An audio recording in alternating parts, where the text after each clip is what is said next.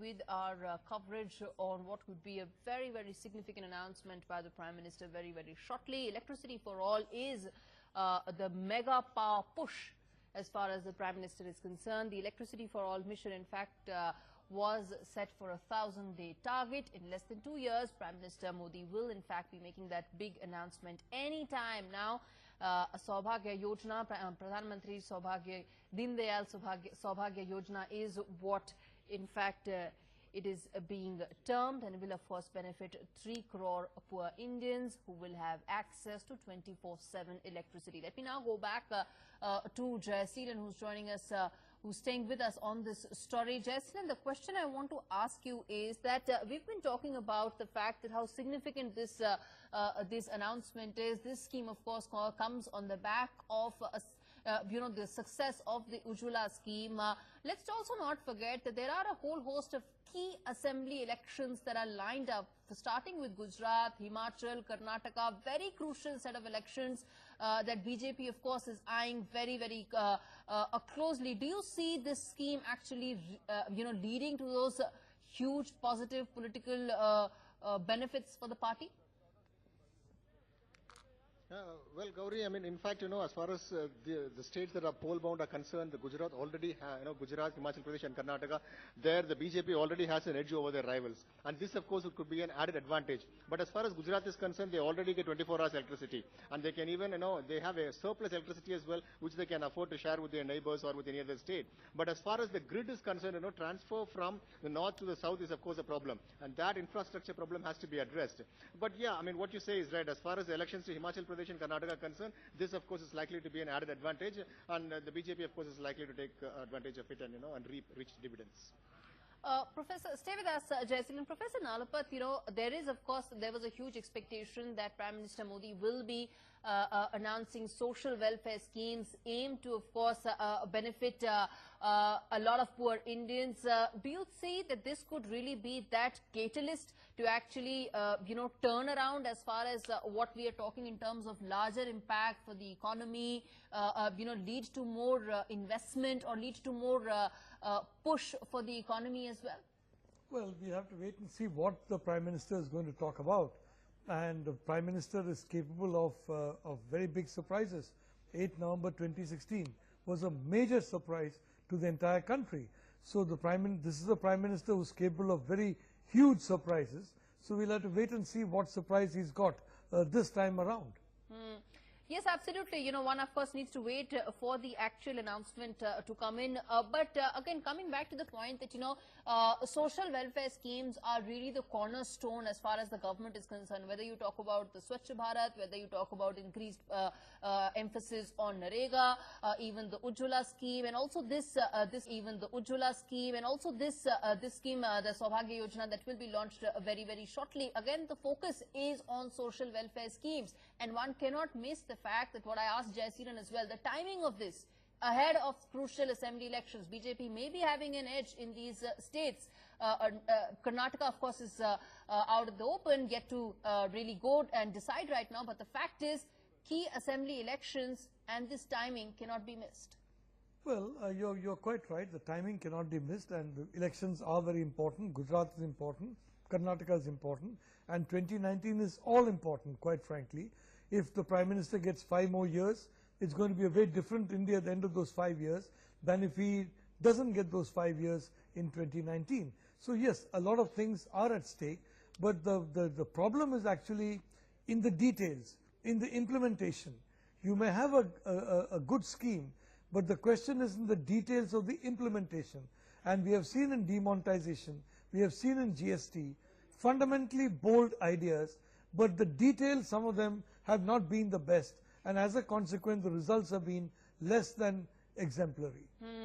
Right. Jayasilan, also, do you see, apart from this mega power reform that Prime Minister will be announcing, there could be more measures that could also be announced, because despite what people in the government may be saying, people in the party may be saying, there is of course a very large section within RSS as well, which feels that maybe it is time to wake up to the signals as far as the Indian economy are concerned.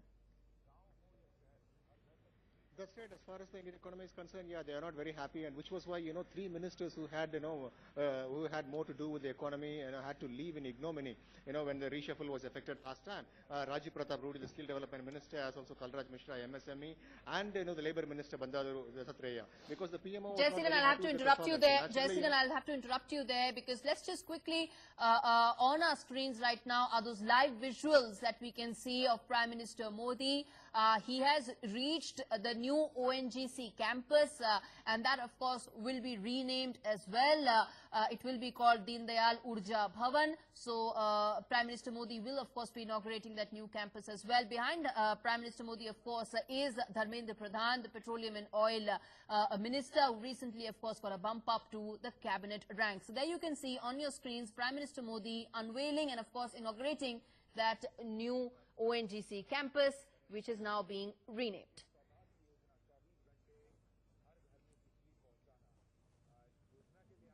Honorable Prime Minister is now unveiling the new statue of Pandit Deendayal Upadhyay.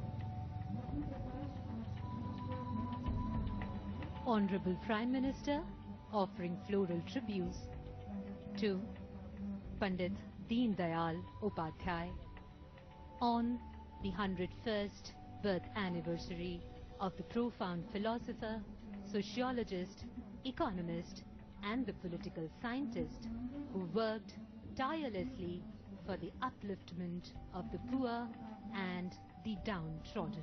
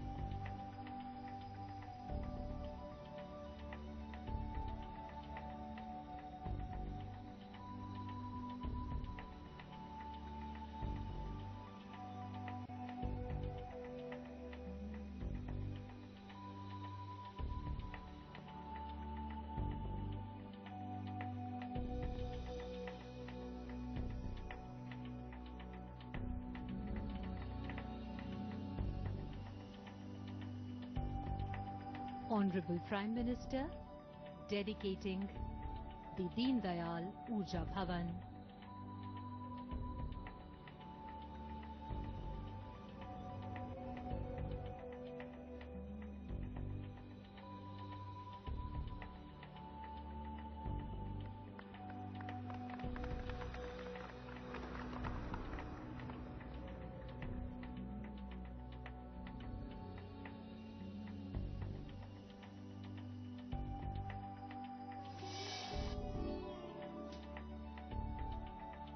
Pandit Deendayal Upadhyay राष्ट्र के सजग प्रहरी व सच्चे राष्ट्रभक्त के रूप में सदैव भारतवासियों के प्रेरणा स्रोत रहे हैं। राष्ट्र की सेवा में सदैव तत्पर रहने वाले दीनदयाल जी का यही उद्देश्य था कि वे अपने राष्ट्र भारत को सामाजिक, राजनीतिक, आर्थिक और शैक्षिक क्षेत्रों में बुलंदियों तक पहुंचा देख सके। पंडित दीनदयाल उपाध्याय एक ऐसी राजनीतिक विचारधारा के सूत्रधार एवं समर्थक थे जिसमें राष्ट्रभक्ति की भावना कूट-कूट कर भरी थी। राजनीति में कथनी और करनी में अंतर न रखने वाले इस महापुरुष ने भारतीय संस्कृति के प्रति अपनी गहरी आस्था बनाए रखी।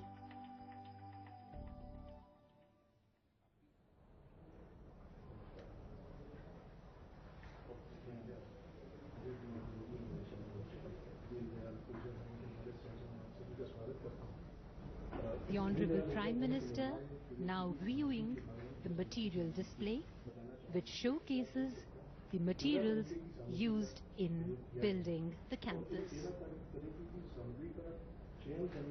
मुख्य बात जो ध्यान में रखी गई है, ये सारी सामग्री ऊर्जा संरक्षण, पर्यावरण संरक्षण और जल संरक्षण तीनों के लिए उपयुक्त है। अगर आप मुझे आज्ञा है तो मैं एक मुख्य सामग्री ऑटोक्लेव एडिटेड कंक्रीट जो कि ऊँटों के स्थान पर प्रयोग किया गया उसका विवरण देना चाहूँगा इस स्क्रीन के माध्यम से।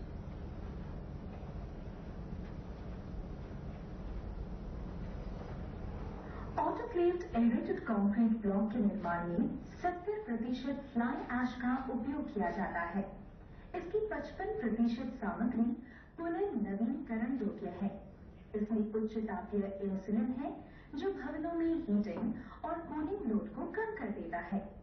इसकी छिद्रयुक्त संरचना से आग के प्रति बेहतर प्रतिरोध उत्पन्न होता है। कच्चे माल के प्रसंस्करण से कचरे के निपटान तक इसकी लाइफ के सभी चरणों में इस पर पर्यावरणीय प्रभाव ईंट की तुलना में कम पड़ता है। इसके बाद मैं आपको ओएनजीसी के 7 वर्षों की तेल एवं गैस के उत्पादन और खोज की इससे कॉस्ट कम होती है, ज्यादा होती है? क्या कॉस्ट इससे कम होती है अगर लंबे समय में देखें, क्योंकि इसमें इमीडिएट तो कॉस्ट थोड़ी बढ़ती है, क्योंकि इसमें वातावरण की क्षमता की आवश्यकता कम पड़ती है। इसलिए सोलर इसमें कितना बिजली होता है?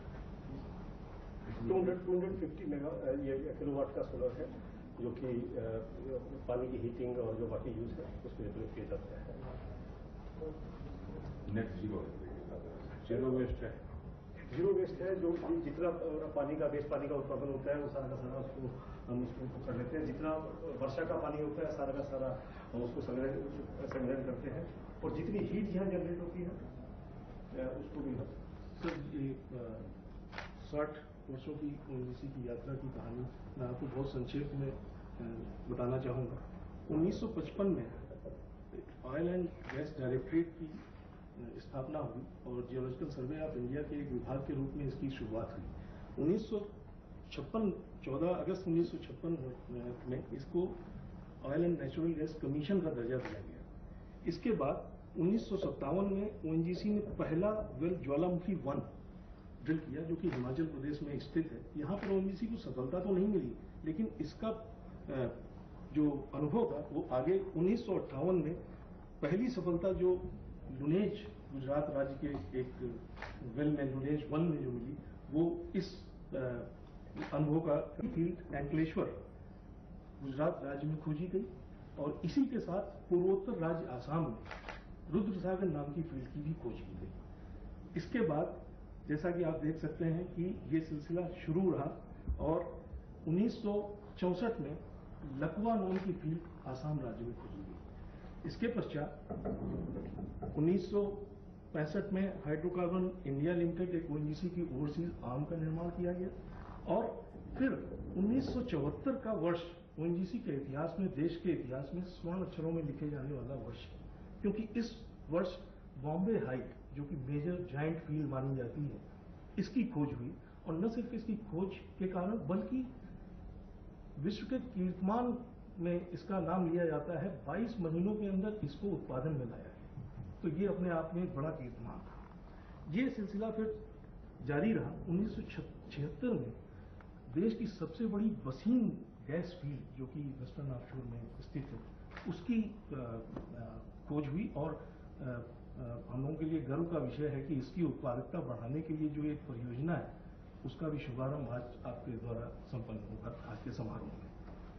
जैसा कि आप देख सकते हैं कि 1986 में ओएनजीसी का पहला ऑफशोर वेसल आया और इसके बाद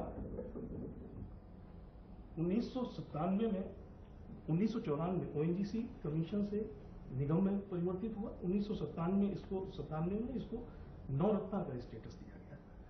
2003-06 इन सालों में भी कुछ कुछ उपलब्धियां हुई और पहला ऑयल सूडान से ओवीएल के माध्यम से आया। ये कहना चाहूँगा कि 1983 में गंधार फील्ड की भी खोज हुई और इसके अलावा वेस्टर्न ऑफशोर में नीलम, हीरा इत्यादि 80 के दशक में ही ये सारी खोजें हुई। 2014 का एक उल्लेखनीय वर्ष है ओएनजीसी के लिए, क्योंकि इस वर्ष ओएनजीसी त्रिपुरा पावर कॉर्पोरेशन इसकी कमीशनिंग हुई और आपके कर कमलों द्वारा इसे देश को समर्पित किया गया। इसके साथ ही ईस्ट कोस्ट में डीप वाटर डेवलपमेंट की शुरुआत भी हुई। 2015 में second gas hydrate campaign complete हुआ और इसके बाद 2016 में ओएनजीसी ने अपनी यात्रा के 60 साल पूरे किए। हीरक जयंती का वर्ष था और इसी वर्ष KGDWN98/2 ईस्ट कोस्ट में डेवलपमेंट प्रोजेक्ट की मंजूरी भी मिली और इसमें लगभग $5 बिलियन के निवेश का अनुमान माना जाता है। 2017 फिर एक उल्लेखनीय वर्ष है, क्योंकि इसी वर्ष ओपाल का समर्पण आपके द्वारा देश को किया गया और 2017 में ही एवरेस्ट की उच्च चोटी पर ओएनजीसी के 6 ऊर्जा प्रहरियों ने पहुंचने में सफलता प्राप्त की।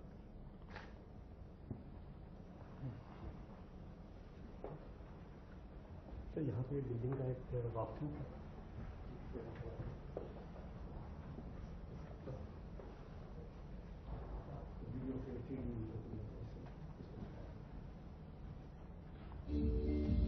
भविष्य में भारत की ऊर्जा के प्रति हमारे दृष्टिकोण के 4 स्तंभ हैं।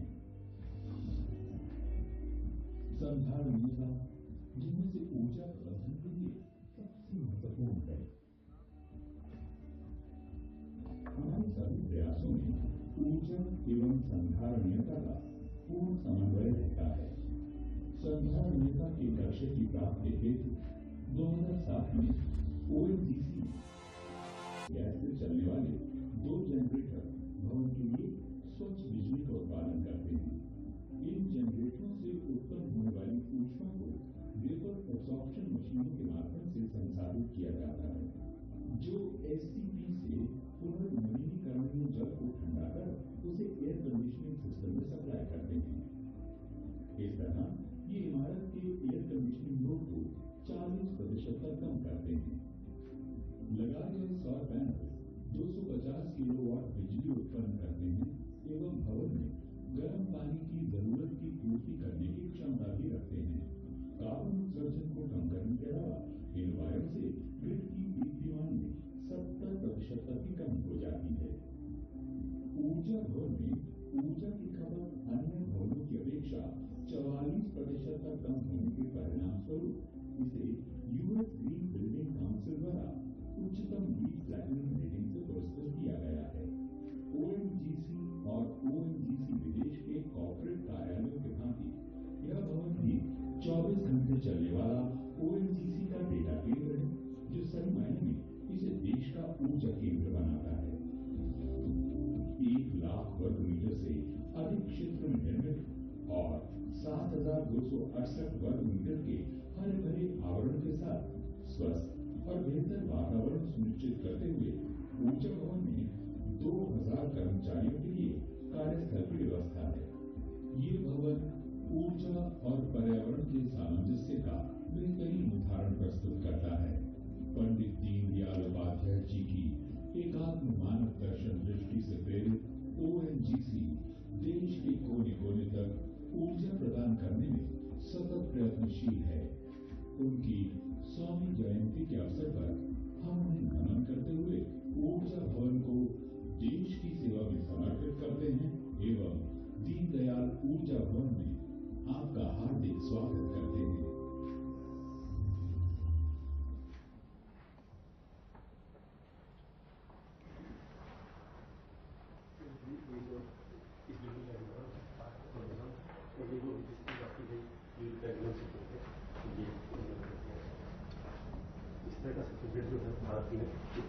The hologram depicts a bird's eye perspective of the company and the artistic design conceived by its creators, captured flawlessly in a miniature model.